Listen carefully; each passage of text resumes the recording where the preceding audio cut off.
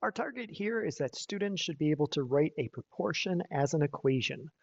Two steps that I like to recommend. The first step, we're going to take the numbers that are given in the problem and write it as a multiplication problem. So let's write the given numbers as a multiplication problem.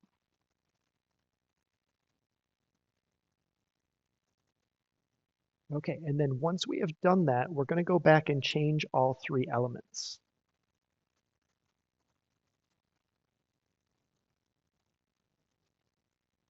So for example, our first one here. A painter can finish 10 rooms in 5 hours. If R represents the number of rooms and H represents the number of hours, write an equation to represent this relationship. So I'm going to write the given numbers as a multiplication. So I'm going to write it as 5 times something is 10. And now I'm going to go back and change all three of those elements. So let's first replace this question mark. 5 times what is 10? That is 2. So I'm going to put a 2 in that spot. I'm also going to change our multiplication to a dot just because I don't want to get confused with the variables. The 5 is hours. They asked me to use H to represent the hours. And then the 10 is rooms. They asked me to use R to represent the rooms.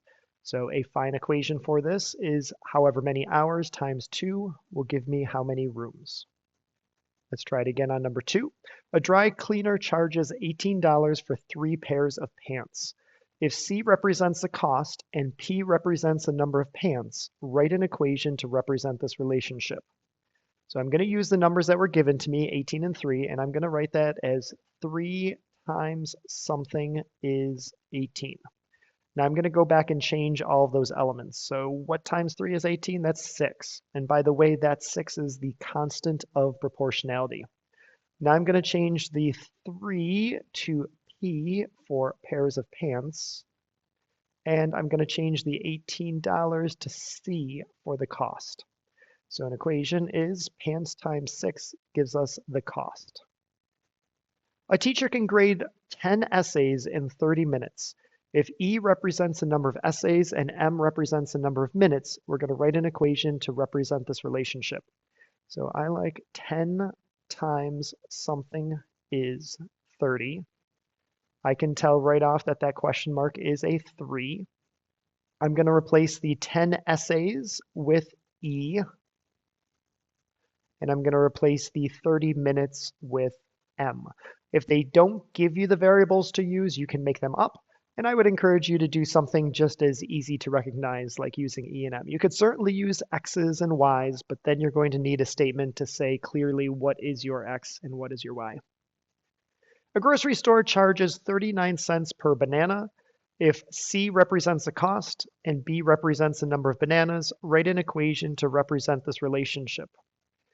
So I am missing a number in this one, but I can kind of put an implied 1 over here. So I've got 1 times something is 39 cents. Well, that would have to be 39 cents as our constant. The 1 banana is B. And our cost here, we're going to use C again.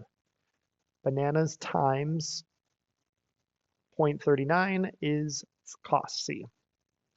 Brian paid $4.32 for 144 pencils. If C represents the cost and P represents the number of pencils, write an equation to represent this relationship. So 144 times something cost us $4.32. Now that is not one that I can readily just look at and know. So I'm going to type in my calculator, $4.32 divided by 144. That came up with 3 cents. Then I'm going to go back and change my other two elements. 144 pencils is going to be replaced with a P. And this $4.32, they would like it replaced with a C for cost. Finally, a plumber charges $75 per hour to make a house call on the weekend. If C represents the charge and H represents the number of hours worked, write an equation to represent this relationship. Okay, so we would have, again, I'm missing one of these numbers per hour, per, what are we talking about, per 1 hour? So we could set it up like we did up here with the bananas, or we could just know that the 75 cents is our constant of proportionality. Our constant is going to multiply by the other two. How do we know which numbers to put in there? Well, you can just try it. So like 1 hour times 75 is going to be $75. So this was hours, and we're going to use H to represent that. And then our total is going to be C for the charge.